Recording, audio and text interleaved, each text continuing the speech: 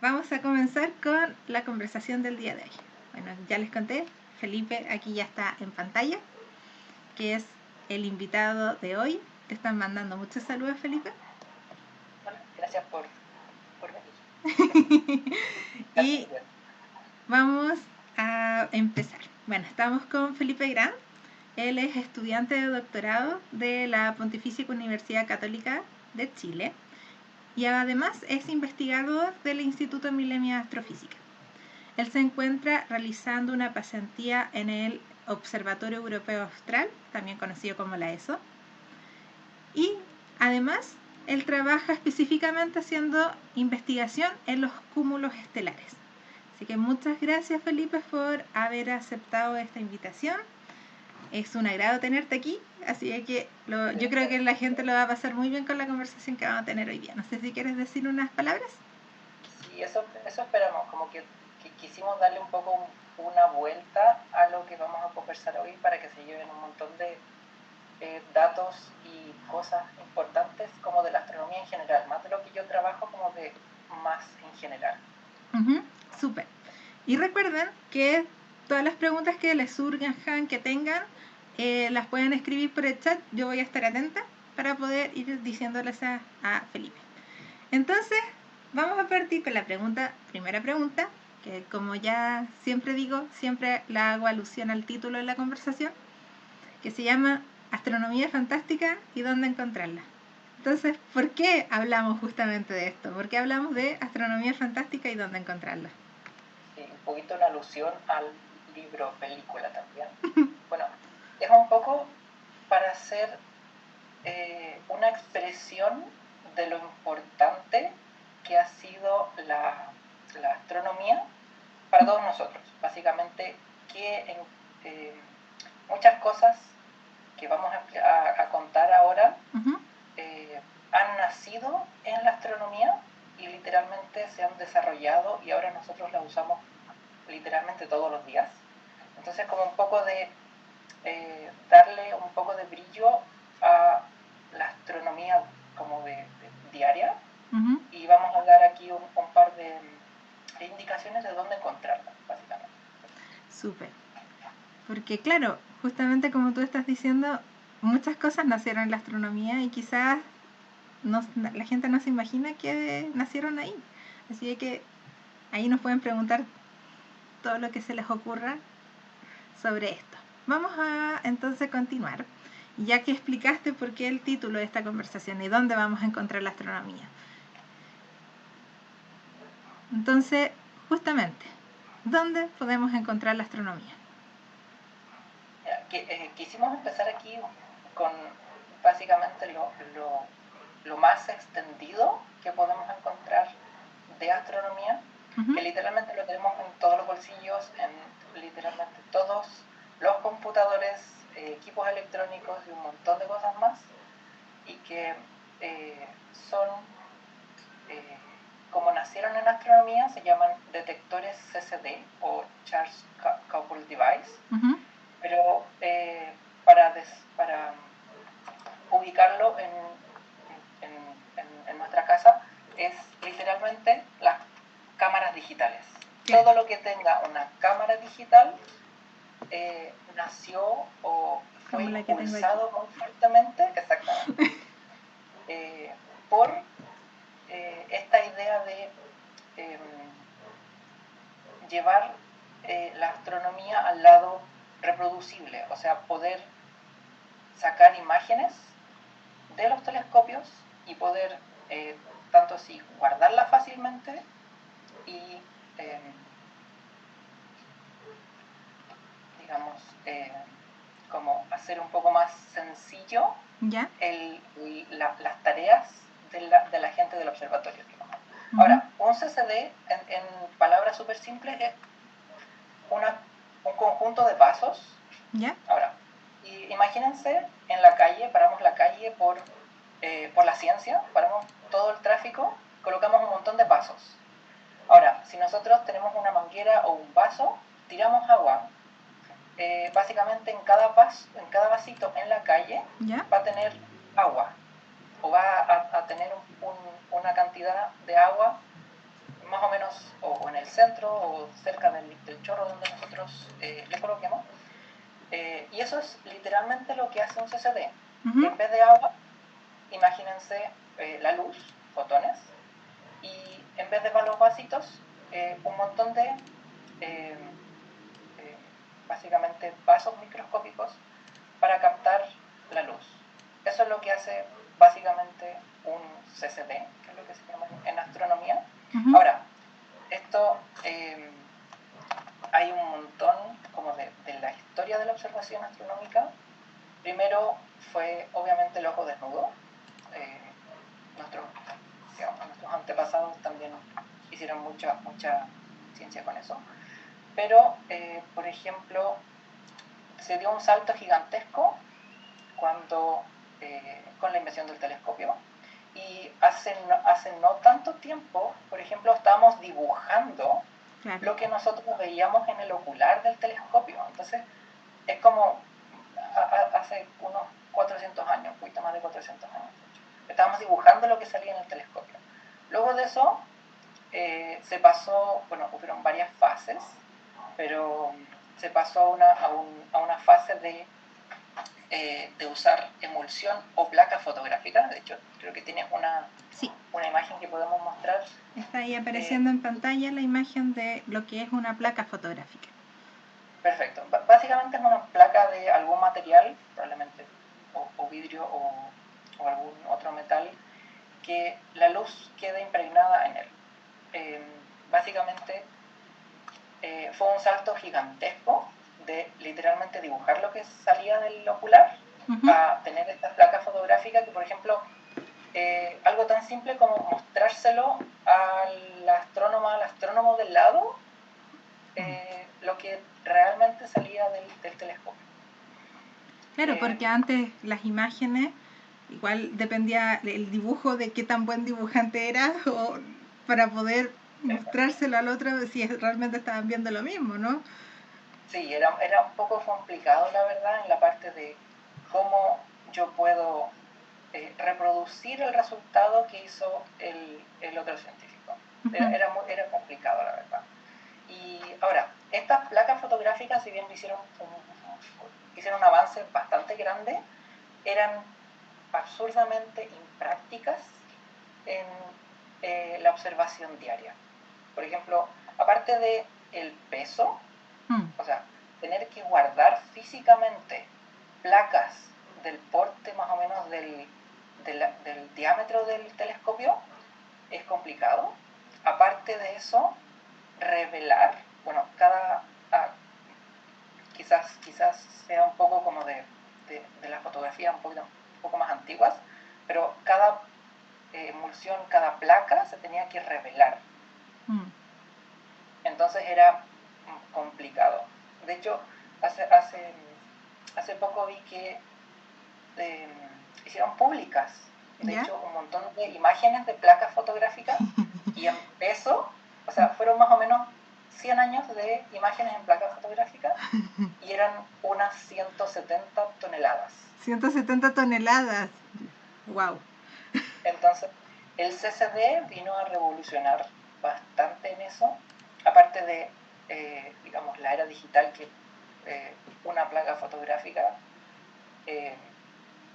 era muchísimo menos práctica que juntar o contar cuántos fotones o cuánta luz nos había llegado a la cámara. Fue básicamente impensado, la verdad.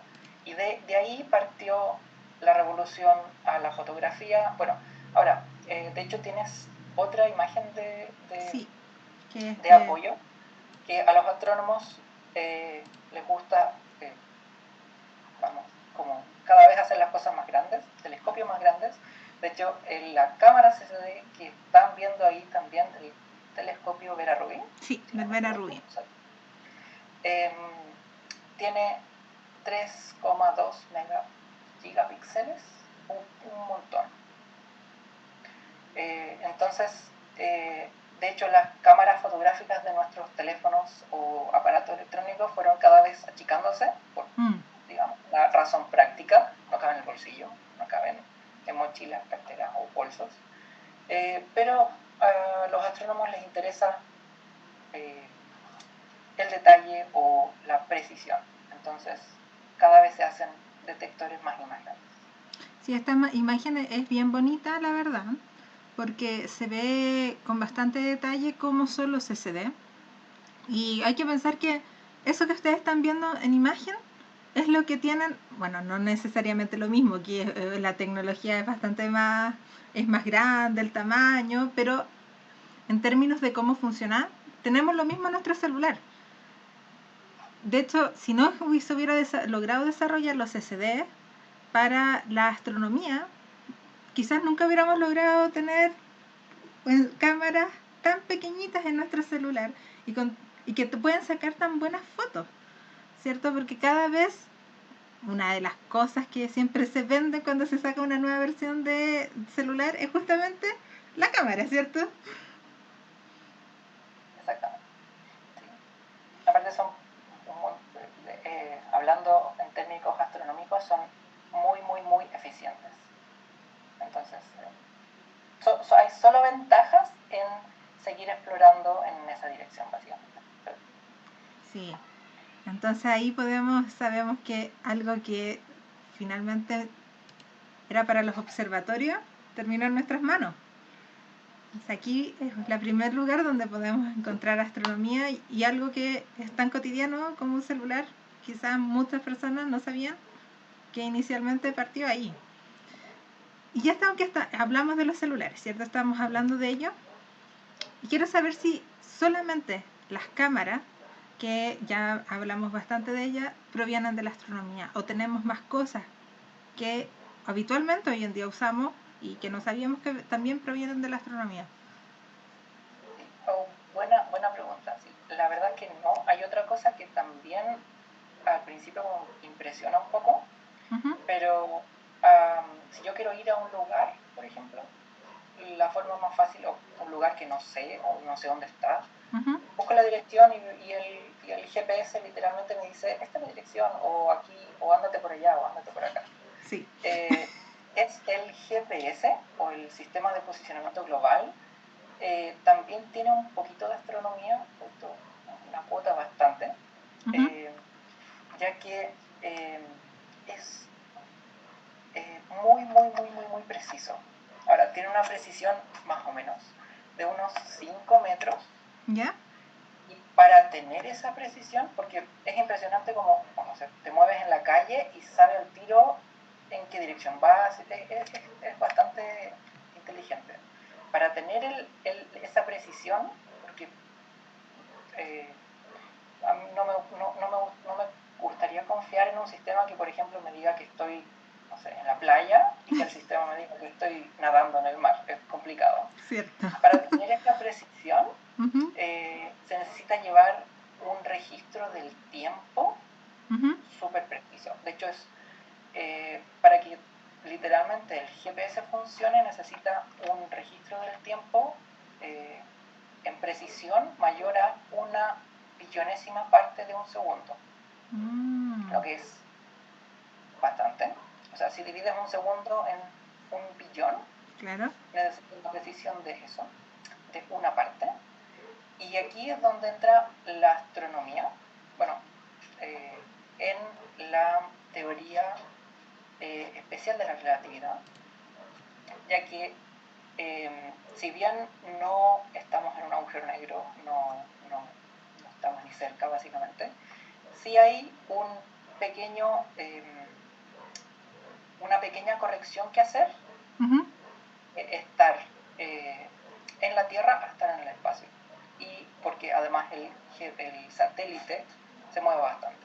Entonces, esa corrección que se hace, si bien es chiquita, es de una parte en 1.000.000, es suficiente, por ejemplo, para que en un día, o sea, como un día entero de no tener esa corrección, el GPS te diga que que tenga un corrimiento de más o menos unos 10 kilómetros. Wow. Eso es todos los días. Sí, aquí entonces, en pantalla estoy mostrando la foto de cómo es la triangulación que se realiza. Perfecto. Sí. para poder entender finalmente cómo es que el GPS funciona. Porque si no fuera por esto mismo que tú estás mencionando, claro, como bien tú dijiste, podía pasar de que el GPS me dijera que yo estoy en el mar ahogándome y en realidad estoy súper lejos de ahí. Entonces, un sistema que no tuviera esa precisión sería súper poco confiable. Totalmente, sí. Ahora, ¿cómo funciona? Es súper fácil de entenderlo. Como mi teléfono, mi aparato electrónico se comunica con cada satélite del Ujú. GPS, y entre ellos también, bueno, cada uno te dice a qué distancia estás. Por eso es muy importante el tiempo Ujú. y dónde se encuentra el satélite.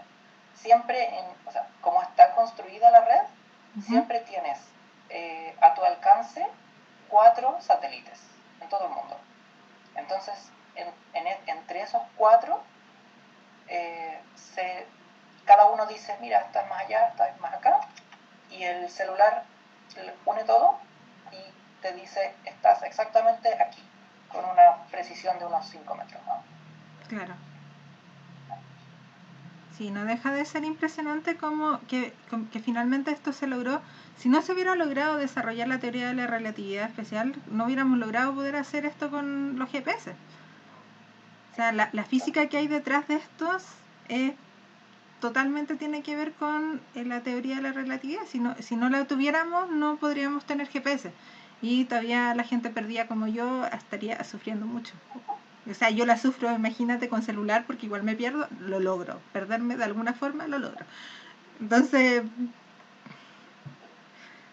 sí, es bastante entretenido ver como algo que uno, porque uno hoy en día usa siempre el celular así, uno pone una dirección cual sea y Google Maps te dice dónde ir, lo mismo con Waze, todas estas aplicaciones que uno usa habitualmente y jamás pensaría que están ligadas a la astronomía. Un poquito. Bueno, es un poco como lo que pienso yo, como astronomía y amigos. Como van un poco todos de la mano, como eh, ciencia aeroespacial, astronomía, un montón de otras cosas que también vamos a ver ahora, como que todas ingeniería, todas se desarrollan un poco en el mismo motivo, básicamente. Pero sí. Ya hemos hablado de las cámaras de los celulares y hemos hablado del GPS. Ambas cosas Sí. lo usamos todos los días en nuestro celular, lo tenemos a nuestra mano. Entonces, ¿tenemos más cosas que lo usemos así habitualmente que no tengamos idea? Sí.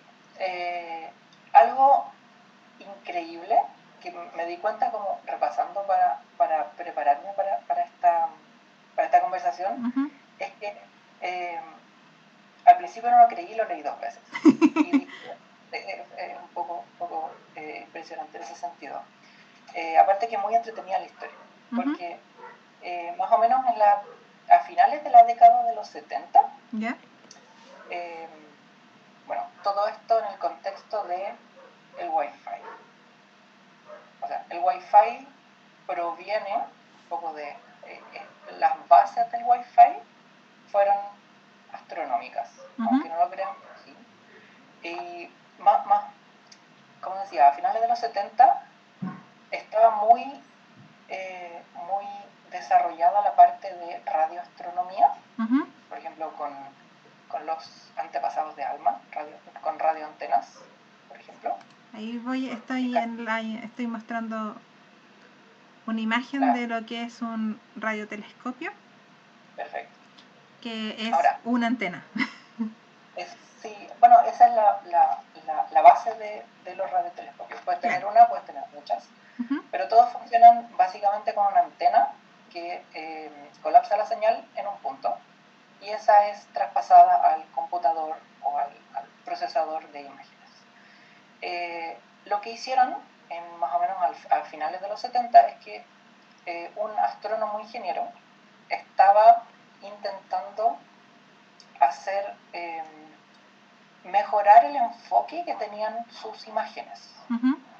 radioastronomía, que es un poco complicado, pero básicamente es lo mismo que colocarse unos lentes o por ejemplo, para ver de lejos, te colocas unos binoculares y ves bastante mejor, como que enfocar un poco.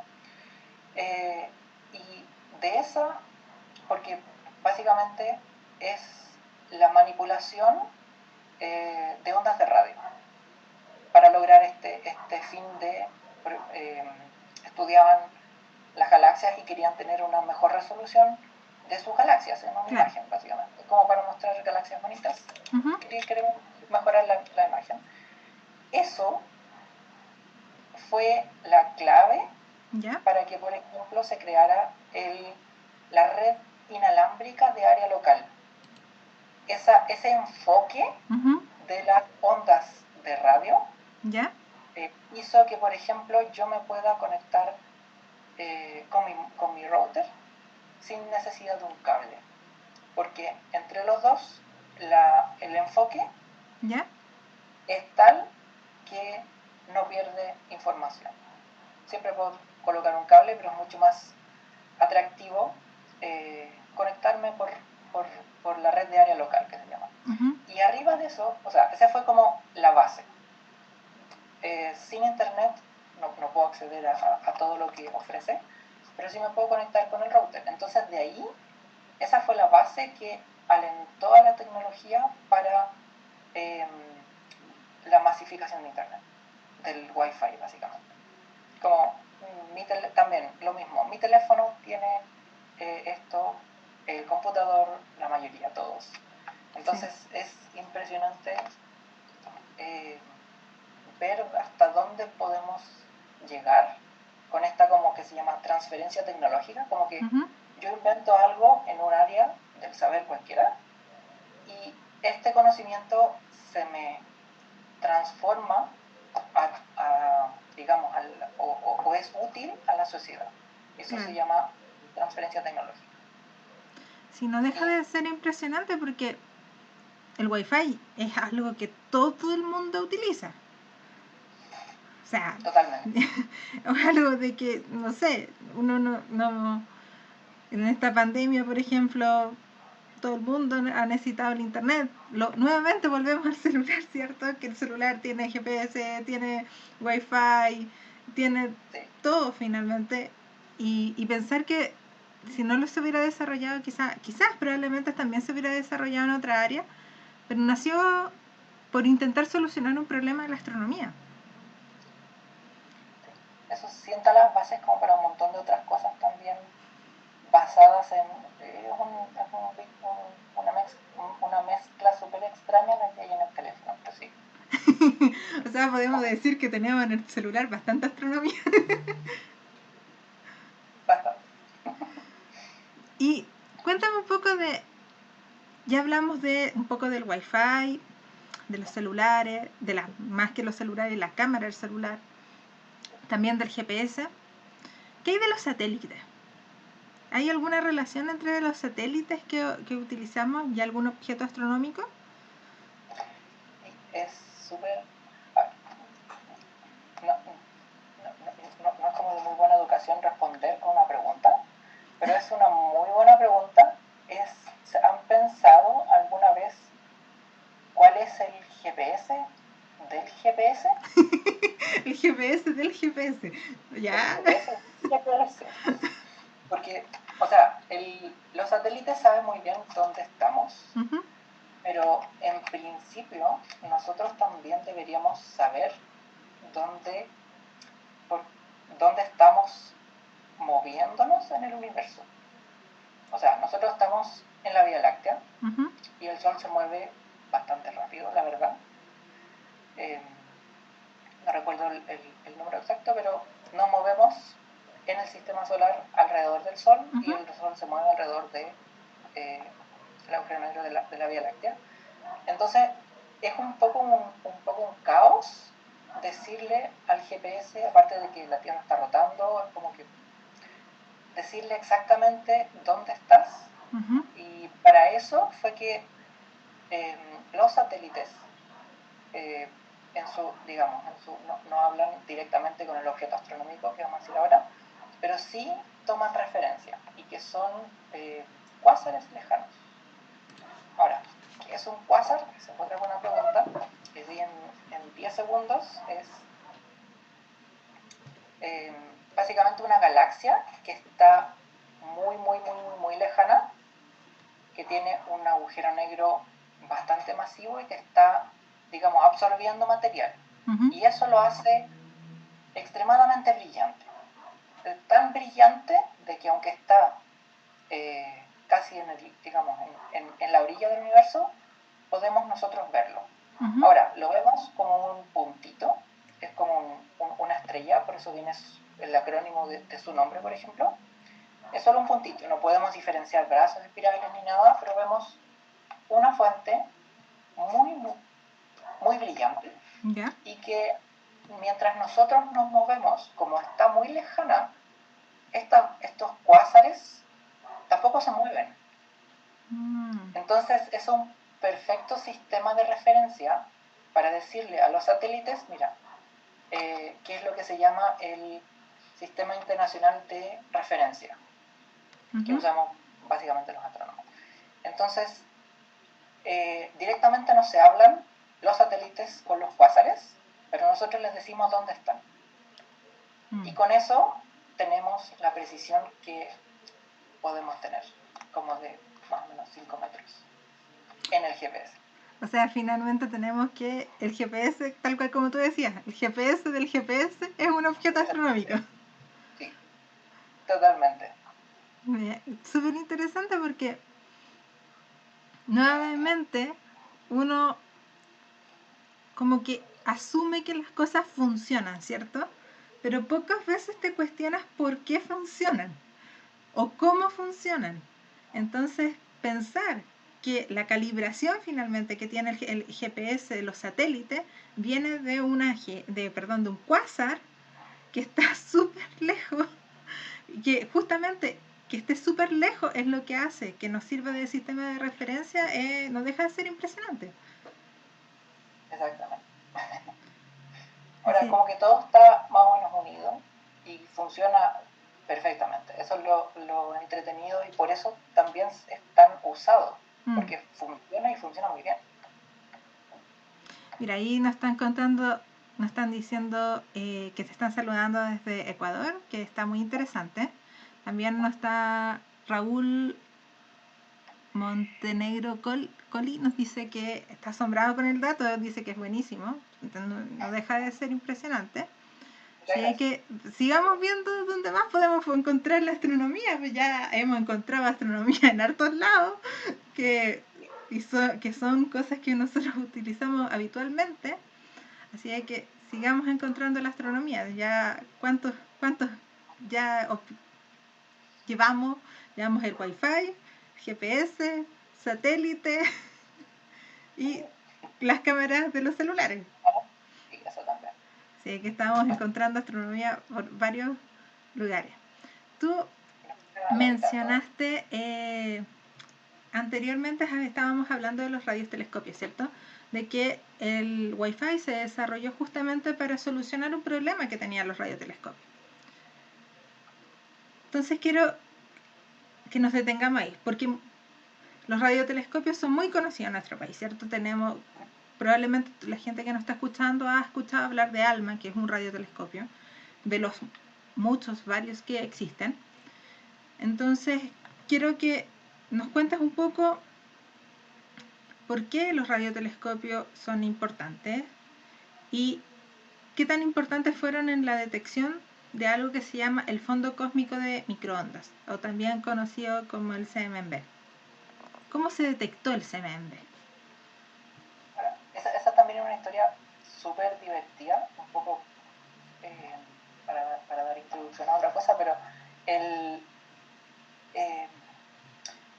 es muy curioso que en astronomía se da bastante que dos grupos que no se hablan en paralelo lleguen a un resultado en un tiempo más o menos parecido. Ahora, esto pasó con la detección del fondo cósmico de microondas, que es... Ahora, que es básicamente el remanente del Big Bang. Que sucedió está apareciendo ahí en pantalla. Perfecto.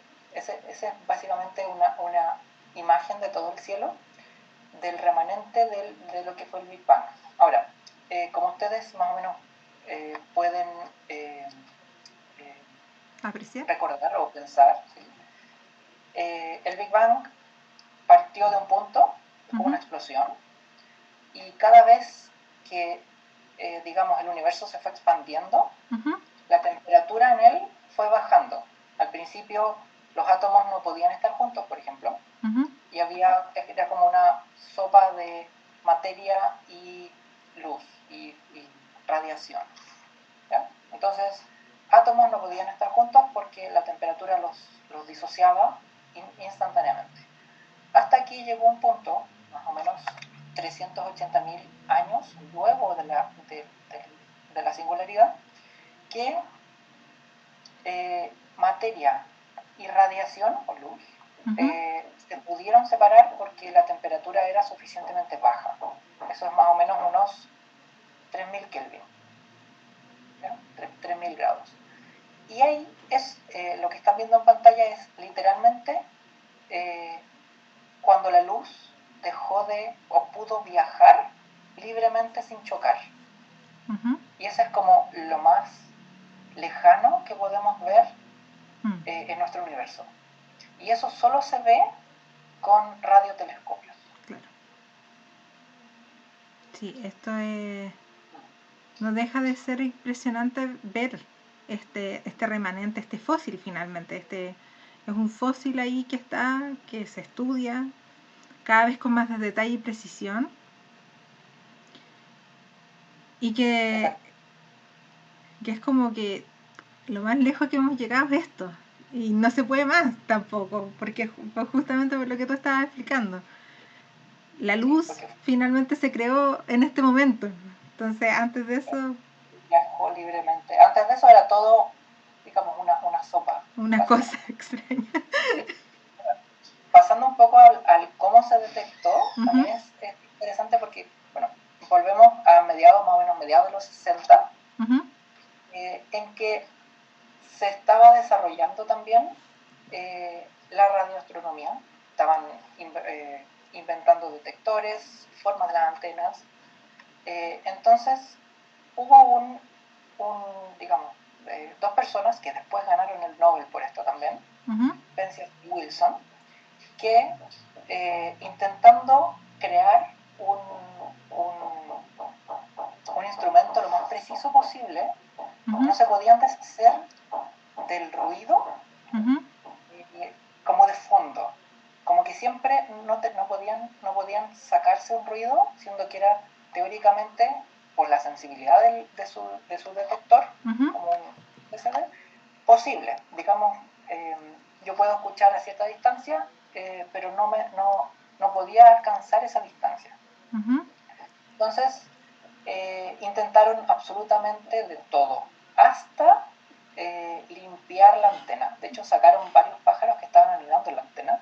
Pobrecito. Hasta ese punto de que no sabían qué es lo que pasaba. Y es muy curioso porque literalmente el radiotelescopio estaba en New Jersey, en Estados Unidos, y a 60 kilómetros de distancia, solo 60 kilómetros de distancia, más o menos en la misma época, un grupo teórico, por medio de teoría, básicamente, y razonamiento físico-matemático, llegó a la conclusión de que debería existir un remanente, que es lo que conocemos como el CMB.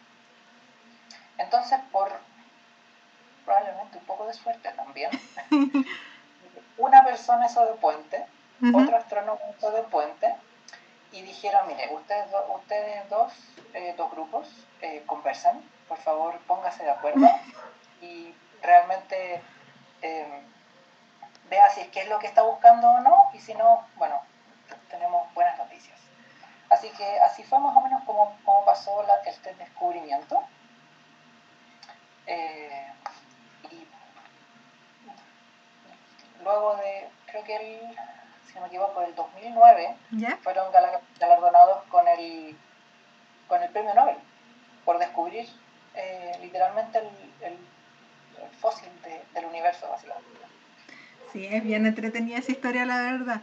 Pero, y ahora quiero que, nuevamente, ya introdujimos el tema del CMB para que se entienda qué es, porque es importante. Pero, ¿qué tiene que ver el CMB con los televisores? Y es un poco lejano lo que estamos hablando. Ahora, los más viejos como yo, quizás en el chat bien se sientan, no es por discriminarlos, pero quizás también lo hicieron, es que se equivocaban de canal. En las televisores antiguos uno se equivocaba de canal o ahora colocaba el canal 2, por ejemplo, Uh-huh. que se veía, no sé, nieve o un montón de hormigas también. Eso es lo que vemos ahí como, digamos, totalmente ruido, interferencia, Uh-huh. producido por otras cosas. Una parte de eso, pequeña parte, pero una parte al fin, es producida por el fondo cósmico de microondas. Y ahí tenemos literalmente, ahora en los televisores digitales es un poco más difícil, tienes que pasarte al método analógico, pero puedes ver literalmente parte del CMB en tu tele. O sea, si están aburridos, después de que termine esta conversación, pueden ir a jugar con su tele y ponerlo en modo analógico a ver si qué encuentran ahí del CMB. Ahora, es pequeña la contribución, Uh-huh. la mayor parte se la llevan literalmente interferencias de comunicaciones, radio, televisión, celulares, un montón de cosas hechas por los humanos. Uh-huh. Pero una parte de eso es el CMB. Sí, Y qué como aparte entretenido. de estar en todas partes. Sí, no deja de ser muy entretenido eso, pensar de que en nuestro televisor podemos tener una parte también del universo. Es como hasta poético, así. Bueno, sí, Y yo ya hemos estado hablando ya en de los radiotelescopios y yo también mencioné de que nosotros tenemos un radiotelescopio que es muy conocido, ¿cierto?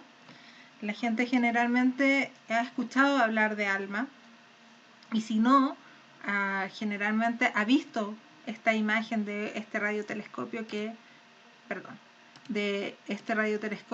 es súper importante, ha salido como en imágenes de las noticias o en imágenes de los diarios. De hecho, si no saben, ahora está apareciendo una imagen en pantalla que es de ALMA, que es estas antenas, que no es una antena como la había mostrado anteriormente, sino que son muchas antenas. Entonces quiero ahondar un poco en este punto, porque ALMA funciona con una técnica súper especial que se llama interferometría. Entonces quiero que nos cuentes un poquito de cómo funciona ALMA, un cortito, y dónde podemos encontrar la interferometría. A ver, la interferometría es Creo que te perdí. pero consiste básicamente en observar. Sí, ahí volviste. Bien, he vuelto. Ahora, interferometría es básicamente observar un objeto con distintas mediciones, Uh-huh. digamos, distintas antenas, distintos telescopios, Uh-huh. y combinar toda esa información, digamos, en una única, en un único objeto, en una única imagen. Uh-huh. O sea, como que tengo las 66 antenas de ALMA y veo un solo objeto y combino todo lo que me dicen todas ellas. Uh-huh. Y tengo una imagen muchísimo más precisa y definida de lo que tendría con una, por ejemplo, o dos. Uh-huh. Entonces, como que es lo mismo que se dice, por ejemplo, cuando ALMA no es solo las antenas que son como de 10, 12 metros, ¿Ya? es toda la configuración de ALMA la que hace el poder de resolución que tiene. Porque estas antenas un poquito se pueden mover. Entonces pueden abarcar más terreno y al, digamos, enfocar un único objeto, ganan es como si fueran un telescopio un radiotelescopio del mismo diámetro. Claro. ¿Ya? Tiene un par de limitaciones, pero es absolutamente poderoso. De hecho, esa misma técnica la utilizaron para hacer la imagen del agujero negro, porque usaron literalmente la Tierra como la distancia entre las antenas. Exactamente. ¿Ya?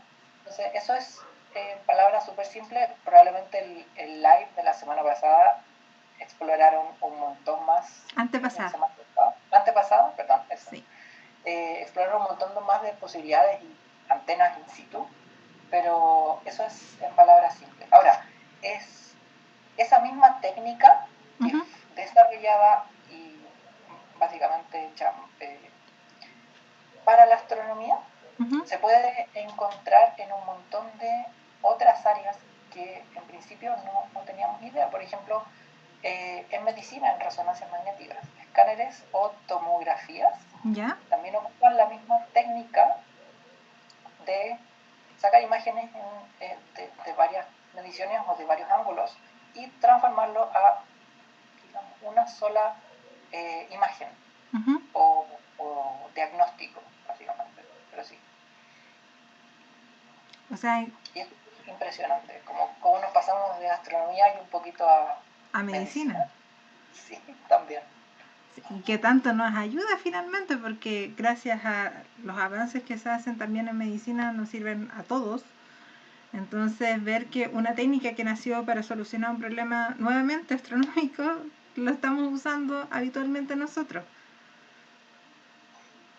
Así que es bien interesante ver cómo el desarrollo finalmente de la tecnología va llegando, finalmente llega a las manos como del usuario. Exactamente. En maneras que uno no se imagina, pero sí. Al cual, como tú mencionaste, bueno, si quieren saber más de interferometría y cómo funciona ALMA, por ejemplo, recuerden que hace 2 semanas atrás tuvimos un live con un invitado que es de ALMA, donde nos contó ahí más sobre interferometría y cómo funciona toda ALMA. Lo pueden buscar en las redes sociales o lo pueden buscar en YouTube, así por si les interesa. Entonces, tú nos estabas contando de que las resonancias magnéticas y los escáneres, también las tomografías, funcionan gracias a la interferometría que se desarrolló en los radiotelescopios. Entonces vemos que se liga finalmente la astronomía con la medicina, ¿cierto? Tienen esto como en común. Pero ¿hay más casos? ¿O solamente es este caso donde se logró ligar la astronomía con la medicina? Hay 2 casos extra que quisiera mencionar, como cortito, que a todos más o menos les puede llegar, que es los rayos X, por ejemplo. Toda la tecnología detrás de instrumentos, cómo detectar, cómo analizar datos de rayos X, también un poco como que partió en astronomía y se diversificó a medicina también. Por ejemplo, aquí también metemos un poco análisis de datos, detección, por ejemplo, que hablábamos al principio, el CCD, bueno, las cámaras en general, ayudaron, por ejemplo, a acortar los tiempos de exposición, que uno tenía que estar, por ejemplo, con el brazo arriba para que pudieran tener una imagen de rayos, por ejemplo. Es como que va un poquito todo junto. Y finalmente, bueno, en los principios, para terminar como en la parte de medicina, en el principio de los estudios del Alzheimer, la astronomía fue como que la que ayudó un poco más por sus técnicas de procesamiento de imágenes. Que eran, o sea, básicamente a nosotros tenemos un montón de imágenes, al igual que por ejemplo, en ciencias médicas, y nos gusta sacarle el jugo a las imágenes. Entonces, todas las técnicas de mejoramiento, reducción y interpretación son totalmente trasladables de astronomía a el diagnóstico, a medicina, básicamente. Súper interesante, porque claro, nosotros usamos mucho las imágenes y el análisis, tal cual como tú estás diciendo, el análisis de las imágenes es como algo de lo que más nosotros desarrollamos y utilizamos. Entonces, que esto en algún momento fue como estudiado para poder aplicarlo a la cura, como no sé si la cura, pero encontrar una solución al Alzheimer igual es súper impresionante pensándolo desde ese punto de vista, porque es algo que se sigue estudiando finalmente, no hemos encontrado la solución. Entonces ahí es como finalmente, nuevamente, como cosas que se van desarrollando en una área se pueden utilizar en otra para nuevamente solucionar problemas que nos competen a todos. Y ahora quiero hablar como de un tema un poco más actual, que ha sido bastante y muy olvidado por el tema de la pandemia, que es el calentamiento global. Antes de la pandemia todo el mundo hablábamos mucho sobre el calentamiento global en las noticias, estaba todo un movimiento en torno a esto. Entonces, quiero saber sobre los modelos predictivos que se pueden desarrollar, que están justamente que como los modelos predictivos de la Tierra, que están ligados con Marte y Venus. Entonces, quiero que le expliques a la gente por qué estos modelos están ligados de lo que puede pasar en la Tierra, están ligados a estos planetas. Bueno, ahora, el calentamiento global es un hecho. Ahora, ¿cómo se desarrolla y en qué afecta? También es al futuro lejano. Es un poco que no sabemos. Ahora, inmediatamente, lo que podemos hacer, y lo que de hecho se hizo en los 60 y 70, es mirar a nuestros compañeros Marte y Venus y ver qué es lo que está pasando ahí como para decir, mira, esto le puede pasar a la Tierra. Por ejemplo, en la atmósfera de Venus hace un efecto invernadero impresionante y calienta su superficie a unos 400-450 grados, lo que hace imposible nuestra presencia ahí así nomás. Entonces, tiene un montón de contras ir para allá, así como nosotros como personas. Con equipamiento, sí, probablemente se podría, pero todo lo que nos dejó Venus en su enseñanza es, cómo podría terminar la Tierra en un futuro extremo. Ahora, lo mismo, y es un poquito como el balance entre el planeta, la atmósfera, y cómo literalmente cuidamos nuestro planeta, algo que, por ejemplo, le pasó a Marte, que tiene una atmósfera muchísimo más delgada que la nuestra, más permisiva en ese sentido, y que ahora es una hielera, básicamente. La atmósfera casi desaparece. Y eso como que nos da el otro balance de qué es lo que podría pasar si es que nuestra atmósfera tampoco estuviera ahí. Entonces hay un equilibrio súper exacto, por decirlo así, entre lo que hacemos nosotros, la atmósfera, y cómo podemos, mirar al futuro también.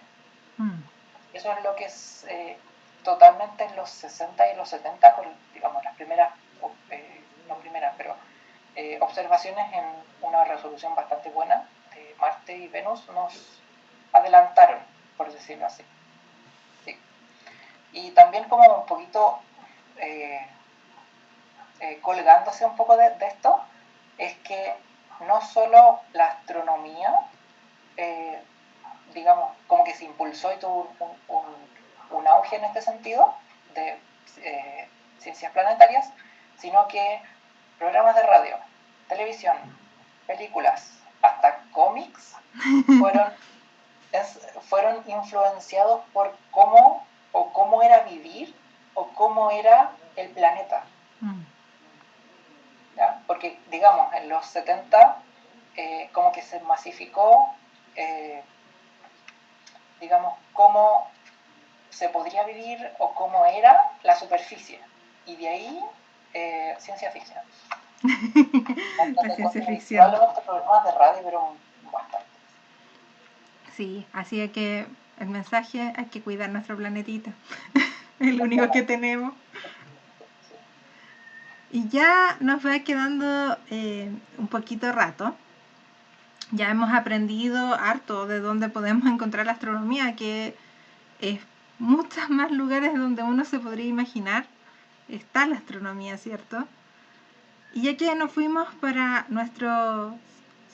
como hacia afuera, hacia nuestro sistema solar, ¿qué hay del Sol? El Sol es nuestra estrellita, ¿cierto? ¿Hay algún descubrimiento del Sol que se ligue a nuestra vida diaria? Sí, ahora, para hacerlo un poco cuidando el tiempo, hay un montón de cosas que nos ha dejado el Sol, pero probablemente uno de los más, no sé si importantes, pero el que más se reconoce es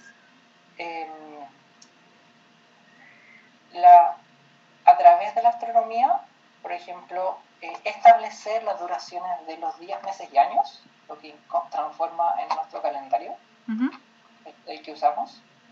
Y bueno, desde un inicio de la humanidad se usó la rotación y traslación y el ciclo lunar como para establecer día, año y mes. Sin saber un poquito nada, pero a medida de que se fue conociendo, digamos, cada ciclo, o sea, el ciclo lunar y el ciclo de la Tierra alrededor del Sol, también se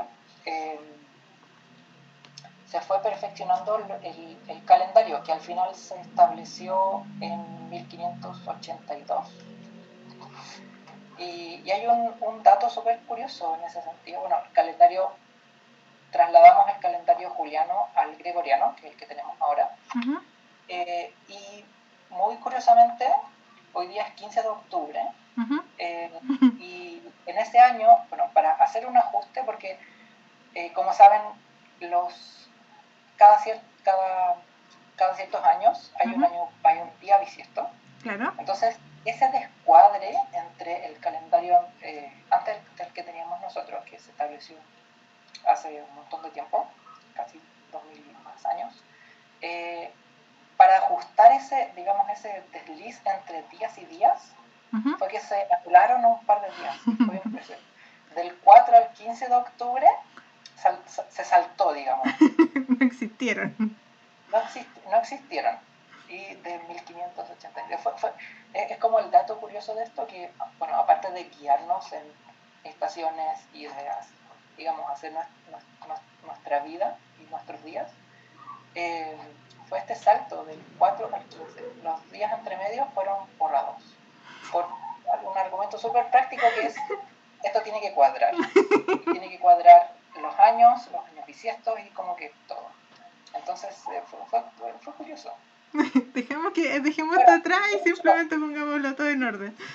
Un borrón bastante grande, pero funciona.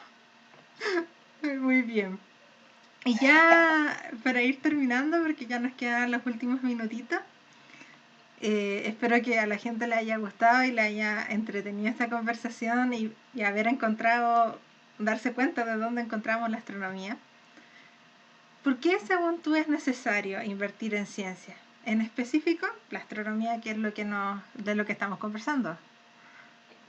Bueno, ahora en general estoy absolutamente seguro y puedo dar firmado que cada ciencia, la que se te venga a la cabeza, biología, medicina, ciencias sociales, arte, cultura, podrían hacer absolutamente lo mismo, como de ver qué cosas han aportado y ver para incentivar su financiamiento al final. Sí. Pero llevamos más o menos como una hora hablando de qué es lo que ha dado la astronomía. Ujú. Y además es como un argumento para no dejar de hacer investigación, como de literalmente lo que hacemos es, aparte de, por ejemplo, investigar si es que puede haber vida o no en otro planeta, es, digamos, estamos en la punta de la tecnología de la humanidad, básicamente. Sí. Entonces, cada invento, cada avance que se haga, tarde o temprano, nos va a Ujú. llegar. ¿Ya? En este momento más temprano que tarde, como han Sí. visto, y cómo ha sido el desarrollo, por ejemplo, de básicamente todos los inventos que hemos, o los avances que hemos hablado ahora. Si se acuerdan, tomó más o menos unos 30 años en tener un teléfono con una cámara, desde más o menos su invención. Entonces es bastante rápido. Entonces el llamado es a seguir invirtiendo en ciencia y es una parte bastante entretenida del saber también. Sí, súper importante este punto, porque tal cual como tú mencionas, mucha gente, o a veces a nosotros mismos nos preguntan, pero ¿de qué sirve invertir? Así como persona normal, que quizás Ahora, no tiene no tiene un interés necesariamente en la astronomía. totalmente. Pero saber que finalmente el Wi-Fi, que es algo que nos ha facilitado la vida bastante en estos momentos que hemos estado viviendo. El celular también, que hoy en día también se usa como un instrumento más de trabajo. Y, por ejemplo, los rayos X que tú mencionabas, las tomografías, los escáneres, todo eso nos ha servido para encontrar enfermedades, hacer detecciones rápidas de problemas. Entonces, finalmente, invertir en ciencia también es invertir en que en algún momento nos va a llegar a nosotros como usuarios. En algún momento también esos desarrollos que se hacen en la ciencia también van a facilitar y mejorar nuestra calidad de vida. Así que ese es como lo que queríamos mostrarles en este live, que la astronomía, si bien está en el cielo y es gratis, la podemos salir a mirar al cielo, que está siempre muy bonito y nos regala cosas que si uno lo ve generalmente se puede maravillar y fascinar con él, pero también tenemos astronomía en la casa. Exactamente. Así que Y esa es la invitación. también. Y un poco lo dinámico de todo esto de la astronomía al final. Es como muy visual, pero no nos damos cuenta de que también estamos un poco rodeados de esto. Uh-huh. Felipe, te quiero agradecer. Muchas gracias por esta conversación. Estuvo muy entretenida. Espero que también la gente que nos escuchó se haya sorprendido por todos estos datos. Y Muchas gracias. Y nada, pues gracias. Si quieres agregar algo más, es el momento.